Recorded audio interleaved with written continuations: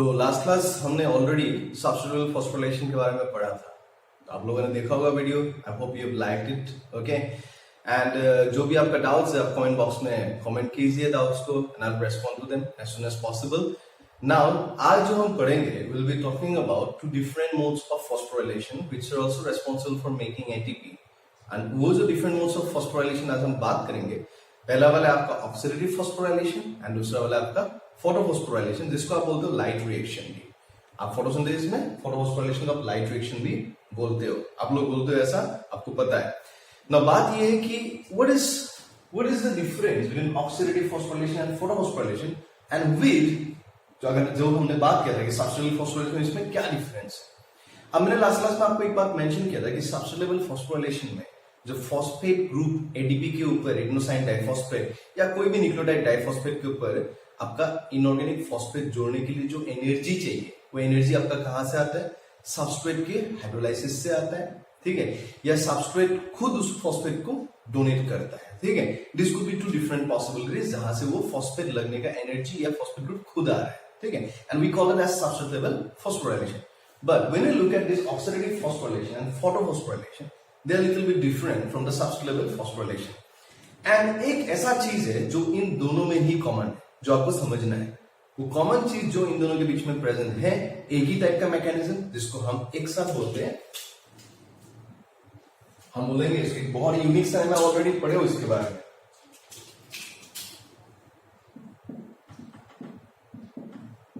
केमी osmotic hypothesis. एक hypothesis जिसको दिया था बाय पी मिचेल ने दिया था इस हाइपोथेसिस को, ठीक है। एंड दिस केमी ऑस्मोटिक हाइपोथेसिस जो पीटर मिचेल ने दिया था, वो एक्सप्लेन करता है both oxidative phosphorylation and photophosphorylation दोनों को, ठीक है। नाउ ये हाइपोथेसिस क्या बोलता है? ये हाइपोथेसिस बोलता है कि कुछ मतलब चेंजेस की वजह से, सेल के अंदर कुछ मेटाबॉलिक चेंजेस की वजह से कभी कभार क्या होता है, अक्रॉस यूनिट मेम्ब्रेन, अक्रॉस कोई मतलब मेम्ब्रेन के मतलब अराउंड, ठीक है, मेम्ब्रेन के एक साइड में प्रोटॉन का कॉन्सेंट्रेशन बढ़ जाएगा और एक तरफ पे प्रोटॉन का कॉन्सेंट्रेशन कम हो जाएगा। जिस तरह प्रोटॉन कॉन्सेंट्रेशन बढ़ जाता है वहां पे पॉजिटिव चार्जेस ज्यादा हो जाते हैं, ऑब्वियसली प्रोटॉन से पॉजिटिवली चार्ज है तो पॉजिटिव चार्ज ज्यादा होगा ही, and we call that as proton gradient. और जो वो फोर्स, क्योंकि प्रोटॉन्स वहां पे ज्यादा हो रहा है, एंड आपको पता है नेचुरल सा एक फेनोमेनन है डिफ्यूजन का, कि चीजें क्या करता है, जहां पे उनका कॉन्सेंट्रेशन ज्यादा है वहां से कम की तरफ जाना चाहता है ना। जो ये फोर्स डालेगा जाने के लिए कि जहां पे कम है उधर मतलब high concentration of protons to low concentration of protons जाने के लिए प्रोटॉन जो प्रेशर वहां पे डेवलप करेगा, फोर्स डेवलप करेगा, आप उसको बोलते हो प्रोटॉन मोटिव फोर्स, या simply you can call it a proton gradient, ठीक है। एकदम सिंपल वर्ड में आपको समझा रहा। केमी ऑस्मोटिक हाइपोथेसिस के according, as I already told you, there is a development of proton gradient across a unit membrane. देखते क्या चीज। अब सपोज करो कोई यूनिट मेम्ब्रेन है, कोई सा भी यूनिट मेम्ब्रेन, ठीक है। हम आगे बात करेंगे क्या क्या यूनिट मेम्ब्रेन यहाँ पे इन्वॉल्व होता है, टॉक अबाउट दैट, ठीक है। अब बात करें कोई सा भी यूनिट मेम्ब्रेन है, और मैं बोल रहा हूं कि मेम्ब्रेन के एक साइड में अब देखो प्रोटॉन का कॉन्सेंट्रेशन काफी ज्यादा है, this all protons on one side, and एक तरफ प्रोटॉन का कॉन्सेंट्रेशन कम है। नाउ ये जो प्रोटॉन का डिफरेंस है, इट इज ऑब्वियस कि यहाँ पे प्रोटॉन का नंबर ज्यादा है, यहाँ पे प्रोटॉन का नंबर कम है।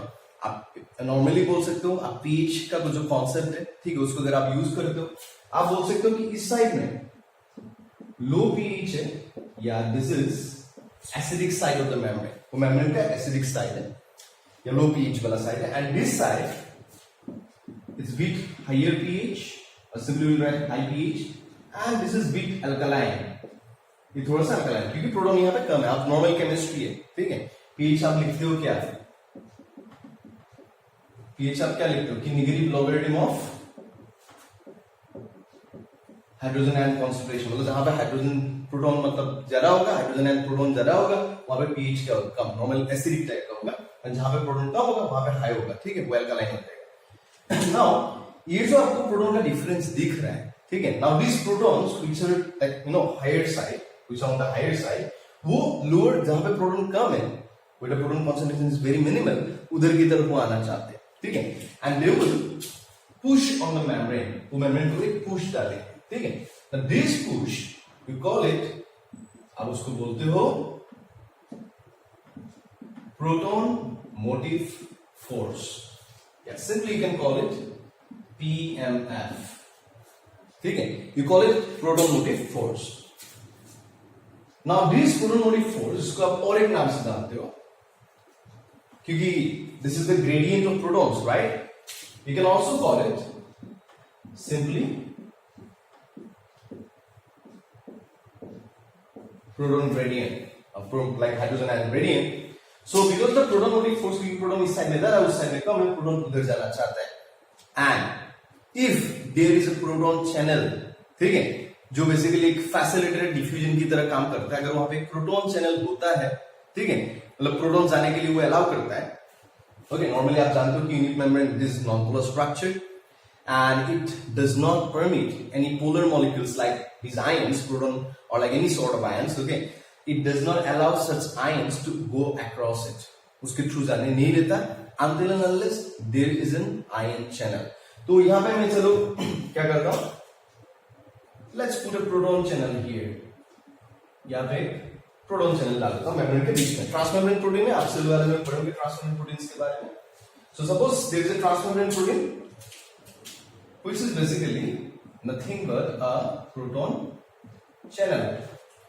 तो जो प्रोटॉन्स पहले नहीं जा पा रहे थे, now they are allowed to move across the membrane, and as the rule of जो डिफ्यूजन का रूल है, ठीक है, उसके अकॉर्डिंग क्या करता है proton, high concentration low concentration की तरफ मूव करेगा। Now once the protons move across the channel, protons इधर आ जाते हैं, ठीक है। Now आपको पता है कि diffusion it's a spontaneous process, right? It happens naturally। और कोई भी स्पॉन्टेनियस प्रोसेस में आपका जो गिव्स फ्री एनर्जी होता है delta G, it is always what, negative. और बोलने का मतलब ये है कि डेल्टा जी नेगेटिव होने का मतलब क्या है कि ये जो प्रोटॉन हाईली कॉन्सेंट्रेटेड थे and as they are moving into the low concentrated zone of themselves, okay, तो दिस हाईली कॉन्सेंट्रेटेड प्रोटॉन जो इस साइड में था, as they moving and stabilize over here, यहाँ पे स्टेबलाइज हो जाता है क्योंकि यहाँ पे प्रोटॉन का कॉन्सेंट्रेशन कम है, इक्विलिब्रियम में आ जाएगा इवेंचुअली। तो प्रोटॉन्स क्या रिलीज करते हैं, they release there free energy. ये जो प्रोटॉन इधर की तरफ था वो इस साइड में क्रॉस करेंगे, they would release some free energy, delta G वो रिलीज करते हैं, गिव्स फ्री एनर्जी, ठीक है।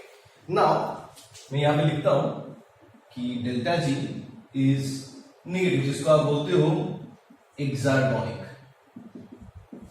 मतलब the free energy is being released here because the protons are moving along the gradient, protons are moving from their higher concentration to a zone of what, lower concentration, and that would release a tremendous amount of free energy, ठीक है।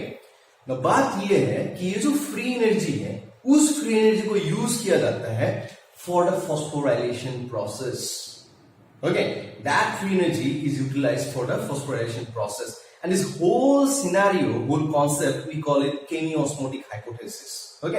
That means chemiosmotic hypothesis क्या है आपका, कि कुछ reason से, हम देखेंगे किस रीजन से, कुछ रीजन से कभी कभी एक यूनिट मेम्ब्रेन के एक साइड में प्रोटॉन का कॉन्सेंट्रेशन बहुत ज्यादा हो जाता है और एक तरफ प्रोटॉन का कॉन्सेंट्रेशन कम हो जाता है, तो प्रोटॉन्स क्या करते हैं, from their higher concentration zone to their lower concentration zone वो मूव करने लगते हैं, okay, along the concentration gradient, right, along the proton gradient कैसे। Now as they start moving they release the free energy, and उस free energy को use किया जाता है फॉस्फोराइलेशन प्रोसेस के लिए to make adenosine triphosphate from adenosine diphosphate, मतलब adenosine diphosphate को फॉस्फोराइलेट किया जाएगा, इनऑर्गेनिक फॉस्फेट से जुड़ा जाएगा by using this free energy released by these protons, okay, and that adenosine diphosphate it will be converted into adenosine triphosphate. Now this is the game here, यही यहाँ पे game चलता है।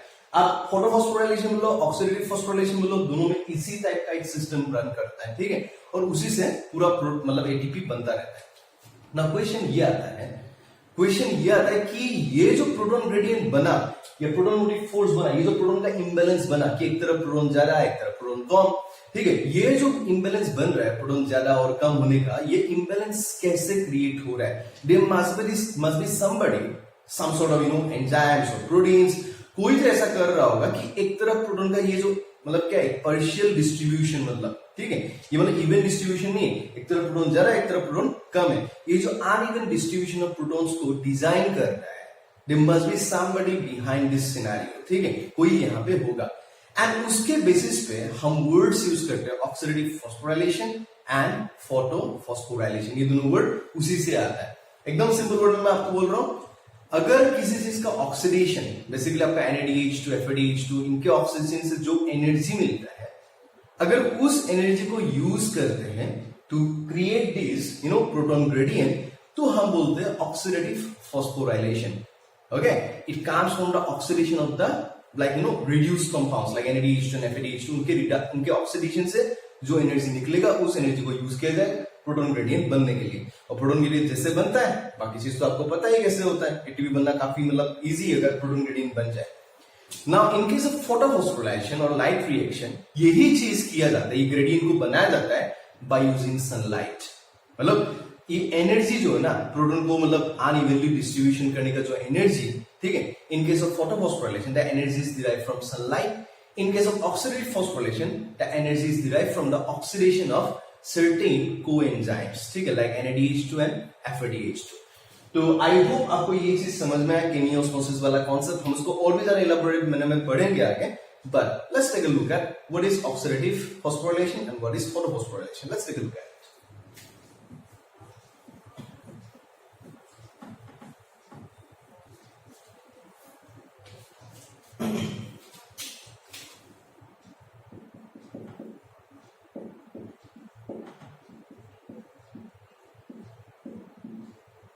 I'm not writing the whole name, I'm writing TP violation. I mean, like, it's an abbreviated form of my own, of course, okay? So, it's phosphorylation only, nothing else. And the other one, you call it photophosphorylation. Or simply you can call it light reaction of photosynthesis, of course. Now, in दोनों में क्या होता है आपका? Proton gradient बनता है, proton gradient या क्या बोल सकते हो उसको, proton motive force, as already showed you. यहां पे भी प्रोटॉन ग्रेडियंट बनता है। नाउ ये जो प्रोटॉन ग्रेडियंट बनता है वो हेल्प करता है आपका क्या बनाने के लिए, एटीपी बनाने के लिए, राइट। तो मतलब यही प्रोटॉन ग्रेडियंट जो एनर्जी रिलीज करेगा उस एनर्जी से क्या बनेगा, एटीपी, राइट। यहां पे भी यही वाला रिएक्शन होगा, adenosine diphosphate, it connects to inorganic phosphate, covalent bond बनता है, ठीक है, and it becomes what, adenosine triphosphate. तो मैं ये बोल रहा था कि प्रोटॉन ग्रेडियंट बनने के लिए एनर्जी कहां से मिलता है, इस पे डिपेंड करता है, राइट। तो आपको बताना चाहिए कि अगर प्रोटॉन ग्रेडियंट बनना है उसके लिए एनर्जी, यहां पे लिख देता हूं मैं, energy is derived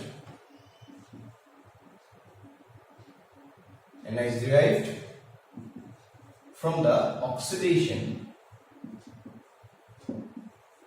of NADH2, FADH2, etc. उनके ऑक्सीडेशन से मिलता है, वहां से एनर्जी आता है, ठीक है। यहां पे कहां से आता है एनर्जी,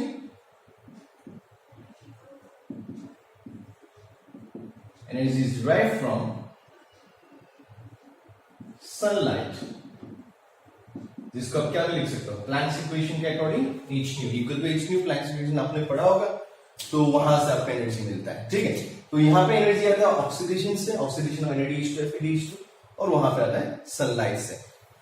बट ये दोनों के दोनों, both oxidative phosphorylation and photophosphorylation, they work on the basis of the same principle, which is nothing but chemiosmosis. As I already told you, means there will be a proton gradient, and due to the proton gradient, the protons will move along their gradient through a proton channel, and as they move along their gradient, these protons, they release their free energy, and that free energy is utilized by the reaction which is responsible for like phosphorylating adenosine diphosphate into adenosine triphosphate. वो reaction उस energy को utilise करता है। कौन करता है, कैसे करता है, we'll take a look at that.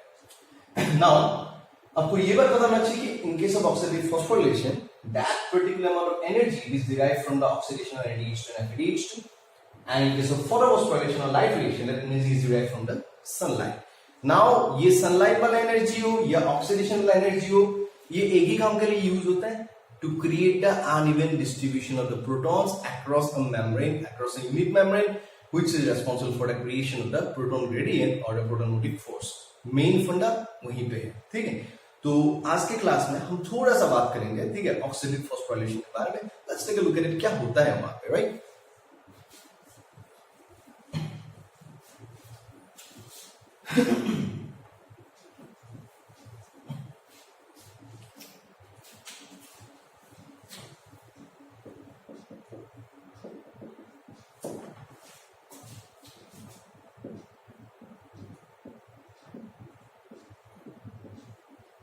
Now, as you see the word oxidative phosphorylation, it is made up of two different words actually. One word is oxidative and the one is phosphorylation. Oxidative word किससे आया आपका? ये आया आपका simple सा चीज, oxidation of NADH2, FADH2 etc. ठीक है। एंड फॉस्फोराइलेशन आप जानते हो, which is nothing but phosphorylating adenosine diphosphate to make what? To make adenosine triphosphate. ये आप already जानते हो. So basically oxidative phosphorylation it is based in two different phases. ठीक है, दो अलग अलग फेज यहाँ पे काम करता है। पहला जो फेज है उस फेज में क्या होता है, बेसिकली जो NADH2 and FADH2 आता है वो क्या करता है, आपका ऑक्सीडाइज होता है। कुछ रिएक्शन है वहां पे ऑक्सीडाइज होता है, they lose their electrons. Oxidation मतलब क्या होता है, लॉस ऑफ इलेक्ट्रॉन्स, आप जानते हो। So they lose their electrons and वो एनर्जी भी रिलीज करता है। We'll see how that energy is utilized and उस एनर्जी से प्रोटॉन ग्रेडियंट बनाया जाता है and that proton gradient eventually because of like osmosis, or like you can simply say, let's not call it osmosis, let's call it diffusion, because of the diffusion of the protons through the proton channels, ठीक है, facilitated diffusion, of course that releases the tremendous amount of energy जो use करता है ये वाला reaction adenosine diphosphate phosphorylate हो जाता है and it makes what your ATP, ठीक है। So अब हम देखते हैं कि क्यों हम इसको ऑक्सीडेटिव पार्ट बोल रहे हैं। Let's take a look at it.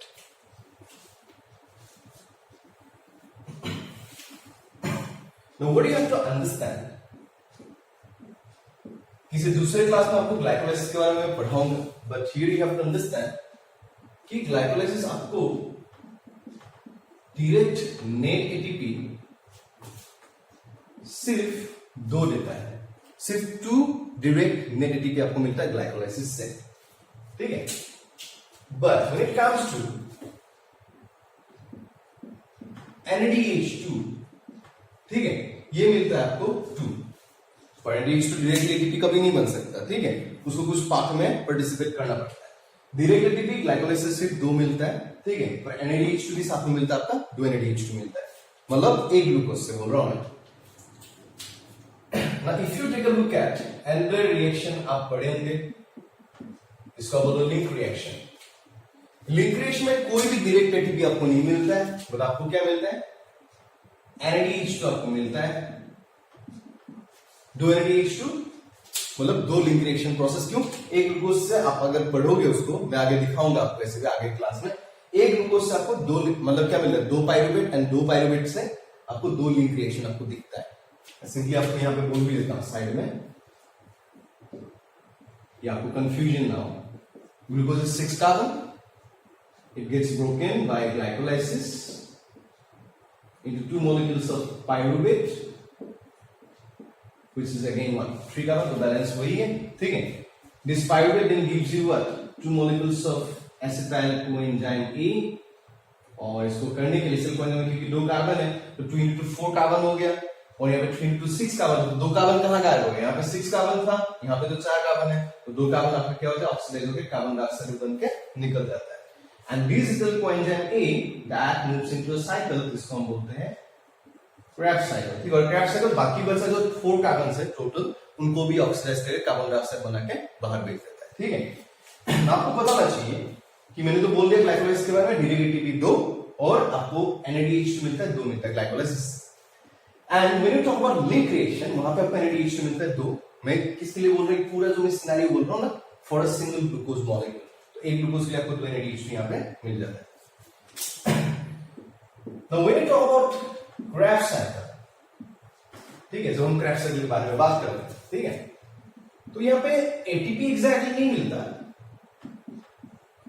आपको मिलता है GTP, which is of course equivalent to ATP। मैं आपको बोला था कि न्यूक्लियोटाइड ट्राइफॉस्फेट कुछ भी हो, ATP, GTP, UTP CTP last class में मैंने बोला था सबके सब सेम होते हैं, ठीक है। तो डायरेक्ट नेट जीटीपी जो आपको मिलता है एक ग्लूकोज से अगर हम शुरुआत करते हैं तो सिर्फ आपको कितना मिलता है 2। अब बाकी और क्या चीज मिलता है आपको क्रेब्स साइकिल में? आपको NADH2 मिलता है 2 साइकिल या 2 मतलब एक ग्लूकोज मॉलिक्यूल के लिए यू गेट 6 NADH2 मॉलिक्यूल्स, ठीक है। एंड और एक एडिशनल चीज आपको मिलता है दैट इज योर FADH2 जो 2 साइकिल या एक ग्लूकोज के आपको मिलता है 2 FADH2। तो आप यहां पे एक चीज ध्यान से देखो कि डायरेक्ट एटीपी यहां मिल रहा है 2 और यहां पे मिल रहा है भी, यहां पे भी 2 मिल रहा है। तो technically the whole respiratory pathway जो है ना वहां पे सिर्फ 4 एटीपी आपको डायरेक्टली मिलता है, मतलब 4 एटीपी सबस्ट्रेट लेवल फॉस्फोराइलेशन से आ रही है। 4 एटीपी यहां वाला 2 और यहां वाला 2, these 4 एटीपी और GTP whatever you call it, ठीक है, they are coming from substrate level phosphorylation means they are direct ATP. Then हम जो बोलते हैं कि 38 एटीपी एक ग्लूकोज के ऑक्सीडेशन से हमें मिलता है इन एरोबिक रेस्पिरेशन, ठीक है, वो 38 एटीपी हमें कहां से मिलता है? 4 तो चलो हमें पता लग गया कि वो डायरेक्टली मिल रहा है, मतलब 38 minus 4 if you calculate it like 34 ATP अभी भी आपको चाहिए तो वो मतलब बैलेंस आपको लिखने के लिए कि 1 glucose gives you 30 ATP molecules at the end of aerobic respiration pathway, ठीक है। बट यहां पे आपको क्लियर कट दिख रहा है कि 1 glucose molecule can give you only 4 direct ATP through the aerobic respiratory pathway. Then what about those 34 ATP, where do they come from? वो कहां से आता है? दैट सॉल्यूशन, उसका आंसर है आपका ऑक्सीडेटिव फॉस्फोराइलेशन जो इनडायरेक्टली एटीपी बनाता है आपका, जो बाकी प्रोडक्ट्स आपके बनते हैं NADH2 एंड FADH2 से, उसी को हम यहां पे